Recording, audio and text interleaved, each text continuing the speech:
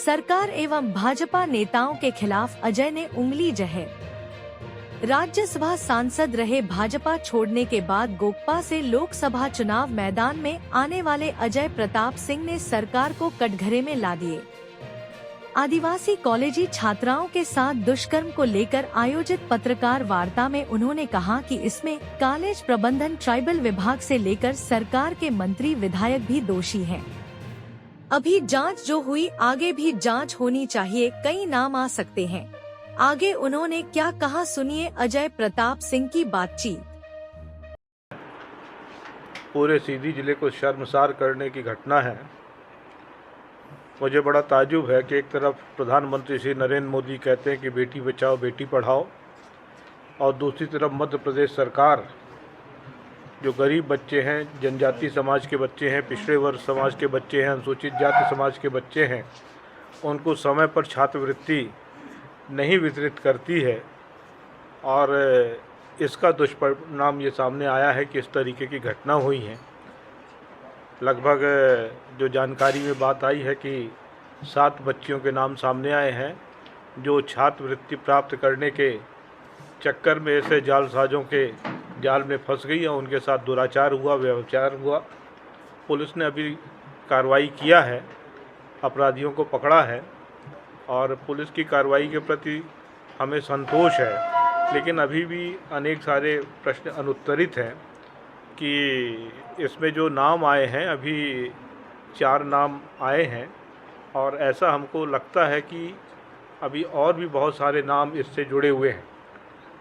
मैंने पुलिस प्रशासन को भी कहा है कि छात्रवृत्ति विलंब से देने के कारण अथवा ना देने के कारण इस तरीके की घटना हुई है, तो छात्रवृत्ति वितरित करने वाले जो विभाग हैं या व्यक्ति हैं, चाहे वो कॉलेज प्रशासन के हों अथवा ट्राइबल डिपार्टमेंट के व्यक्ति हों, क्या उनकी भी संलिप्तता हो सकती है इस प्रकरण में?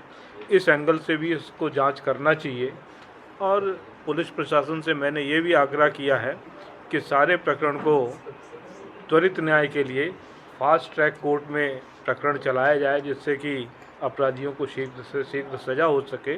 इसकी भी अनुशंसा वो अपनी तरफ से यहाँ से करें। ये एक बहुत बड़ा जघन्य दुष्कर्म का कांड है, लेकिन देखने में आया कि अब तक जो क्षेत्रीय विधायक हैं, आदिवासी सीट है, क्षेत्रीय विधायक आदिवासी हैं, उनकी तरफ से किसी भी तरह का कोई बयान इस मामले पे एक शब्द नहीं आया। क्या ये उचित है?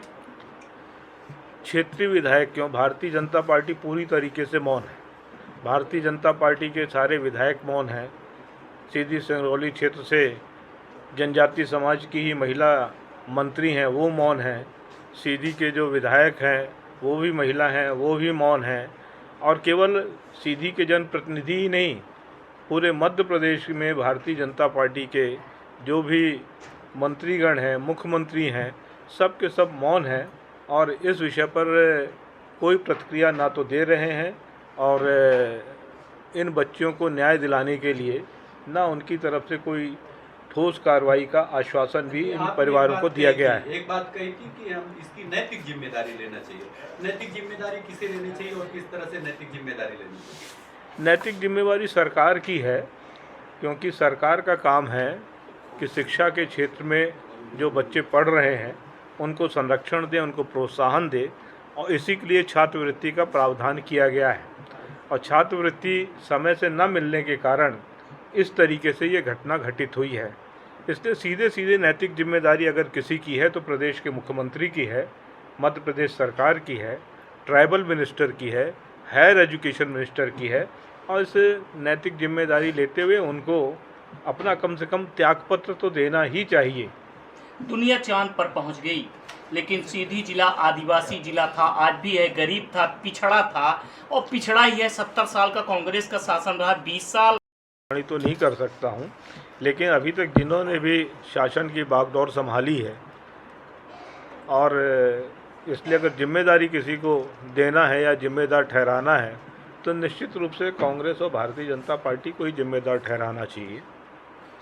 पुलिस जांच कर रही है, एसआईटी की टीम गठित हुई है इस पर।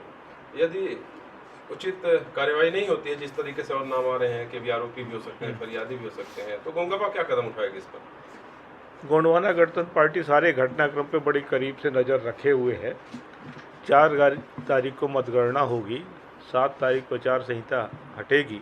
हम प्रतीक्षा कर रहे हैं कि पूरी निष्पक्षता के साथ, पारदर्शिता के साथ इसकी जांच भी होगी, अपराधियों को जेल में भी भेजा जाएगा और इस प्रकरण से जुड़े हुए जो विभिन्न पक्ष हैं उन पक्षों के संदर्भ में भी, जिस तरफ मैंने अभी इशारा किया है, उसकी भी जांच पड़ताल होगी।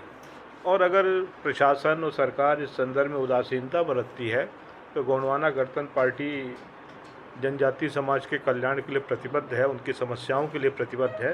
तो हम इस विषय पर आगे भी संघर्ष छेड़ेंगे। पीड़ितों के लिए किसी तरह